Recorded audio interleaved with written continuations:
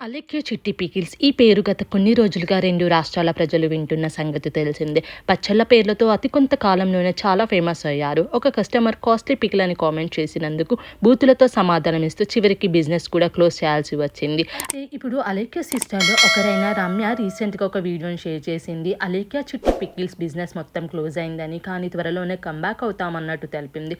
తాము నెక్స్ట్ ఏం బిజినెస్ చేయబోతున్నాం అనేది కూడా తెలిపింది. 11 నెలల పాటు తమ అలెక్యో చిట్టి పికిల్స్ బిజినెస్ బాగా సాగిందని, అయితే ఇటీవల జరిగిన పరిణామాల వల్ల 11 నెలలకే తమ బిజినెస్ మూసామని తెలిపింది. ఇక త్వరలోనే అలెక్యో చిట్టి పికిల్స్ వ్యాపారాన్ని రమ్య మోక్ష పికిల్స్ పేరుతో కొత్తగా స్టార్ట్ చేస్తామని చెప్పింది. తన కస్టమర్స్, బంధువులు, శ్రేయోభిలాషులు అందరూ మళ్ళీ మేము గట్టిగా కంబ్యాక్ అవ్వాలని కోరుకుంటున్నారని, అందుకే మరికొన్ని నెలలు సమయం పట్టినా ధైర్యంగా మళ్ళీ మీ ముందుకు వస్తామని ఆమె చెప్పింది. అందరికీ అందుబాటు ధరల్లో ఉండేలాగా చూసుకుంటామని చెప్పింది. అయితే మునుపటిలాగా తమకు మద్దతు ఉంటుందా లేదా అని తెలియదంది. ఒకవేళ ఇటీవల జరిగిన పరిణామాలను దృష్టిలో పెట్టుకొని కస్టమర్లతో మాట్లాడేందుకు ఒక వ్యక్తిని కూడా పెట్టుకుందామని ఆలోచిస్తున్నట్టుగా తెలిపింది.